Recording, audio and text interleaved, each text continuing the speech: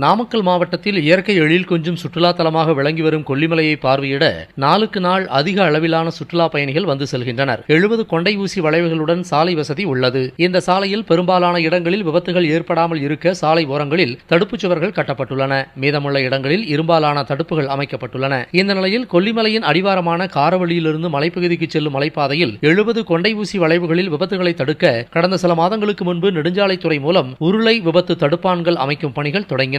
இதற்காக ஒருங்கிணைந்த சாலை உட்கட்டமைப்பு திட்டத்தின் கீழ் 10 கோடி ரூபாய் நிதி ஒதுக்கீடு செய்யப்பட்டு மலைப்பாதையில் 70 கொண்டை ஊசி வளைவு பகுதிகளில் எந்தெந்த இடங்களில் அவைகள் அமைக்கப்பட வேண்டும் என அளவீடு செய்யப்பட்டு மலையடிவாரமான காரவள்ளியிலிருந்து சோளக்காடு செம்மேடு வரை 30 இடங்களில் உருளை விபத்து தடுப்பான்கள் அமைக்கப்பட்டுள்ளன. மேலும் தேனூர் முதல் பலப்பாடி தம்மம்பட்டி சாலை வேலிக்காடு செல்லும் சாலைகளிலும் நிறுவப்பட்டுள்ளன. பொதுவாக மலைப்பகுதிகளில் உள்ள கொண்டை ஊசி வளைவு சாலைகளில் விபத்துகள் ஏற்பட்டால் வாகனங்கள் சாலை தடுப்புகளை உடைத்துக் கொண்டு பல அடி ஆழத்தில் விழுந்துவிடும் அபாயம் உள்ளது.